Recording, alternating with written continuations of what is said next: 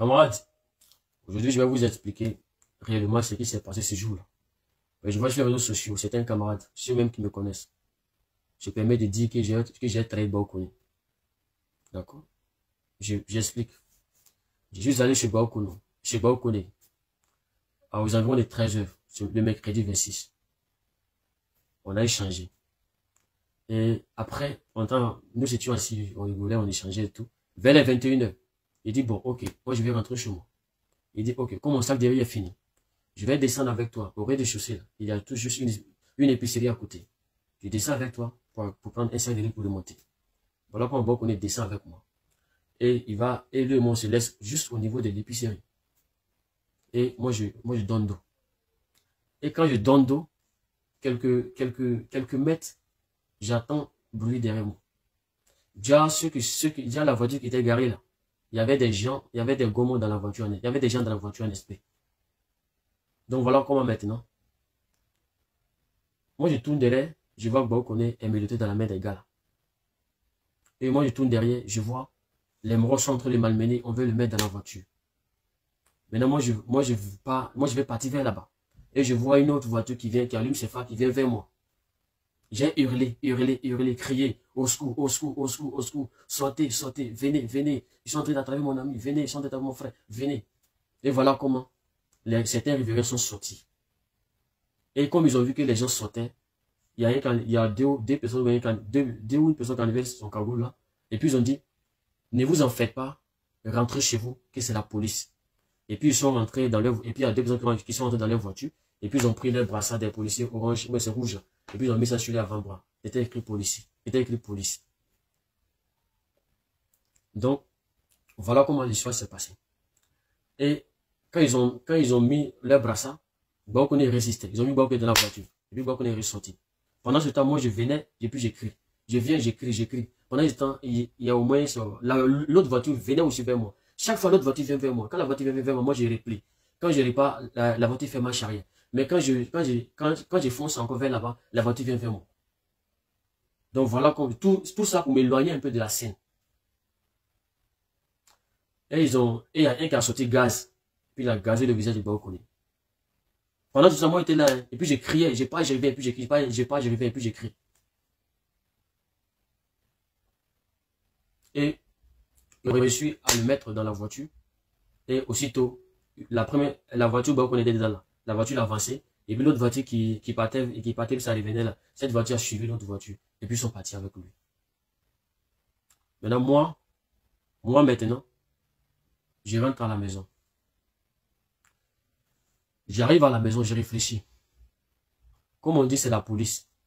Comme ils disent que c'est la police. Est-ce que c'est pas mieux d'attendre un peu avant d'alerter les gens? Attendre un peu d'ici midi avant d'alerter les gens. Si c'est la police, peut-être d'ici midi, ils vont le libérer. Parce que je sais qu'il n'a rien fait, il est innocent. Mais si on le libère, cette histoire reste entre lui et moi. Personne n'a entendu parler. Maintenant, dans le cas contraire, si on ne le libère pas, dans l'après-midi, moi je vais faire l'annonce. Voilà ce qui était dans ma tête. Dans le but de protéger son image. Parce que, je disais souvent, quand tu veux trop protéger quelqu'un, tu peux faillir à ta mission. Tu peux faillir à ta mission. Et face à de telles situations, on n'a pas tous les mêmes manières de voir les choses. Voilà comment moi j'ai failli à ma mission. Voilà comment j'ai failli à ma mission. Voilà où les gens m'accusent. Pourquoi est-ce que tu étais avec lui et puis tu n'as pas alerté? Pourquoi est-ce que tu n'as pas fait ceci, cela? Voilà ce que moi je pensais et puis je n'ai pas alerté. Et dans l'après-midi, le représentant il m'appelle. Il dit, ah, on devait avoir une réunion avec Baokone. Mais jusque-là, on n'a pas de ces nouvelles. Il dit, représentant, pour être honnête, on a eu un problème hier soir. Mais en vrai, moi, je voulais pas annoncer. Et le représentant, il me dit, petit, tu as mal fait. Les cas similaires, tu dois forcément alerter dans l'immédiat. Il dit, c'est vrai.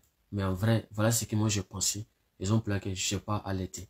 Donc franchement, j'ai tort. C'est ce que je lui ai dit. Franchement, j'ai tort.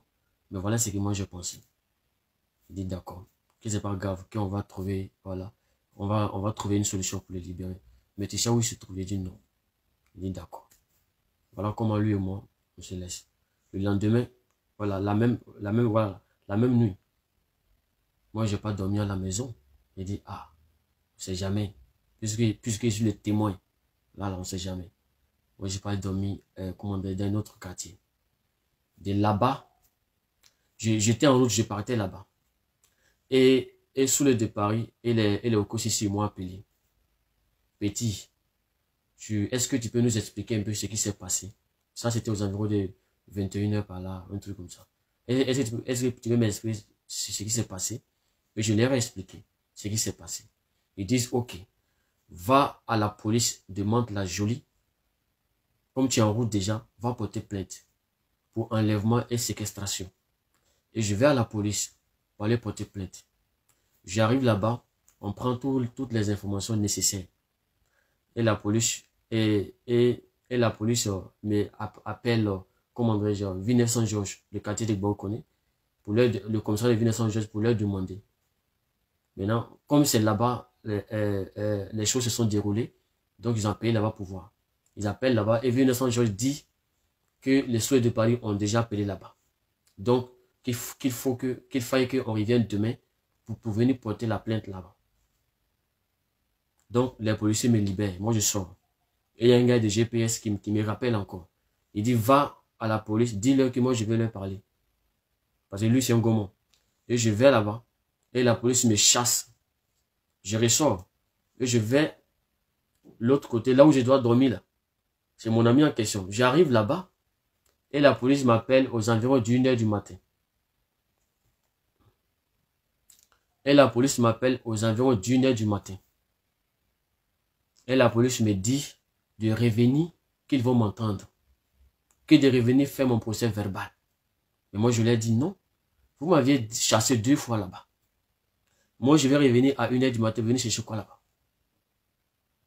Vous m'avez dit d'aller à Villeneuve-Saint-Georges, donc c'est là-bas que je vais partir. Et les policiers me disent qu'on t'a vu partir, tu n'étais pas loin. Et c'est que tu es dans les parages, parce qu'on t'a vu marcher à pied. Donc dis-nous où tu es. Ou bien si tu n'es pas venu, dis-nous où tu es, on viendra te chercher. Avec un numéro privé. Moi, je leur ai dit que non. Et j'ai fermé mon téléphone et je me suis couché. Le lendemain, le gars de GPS m'appelle encore, le lendemain soir.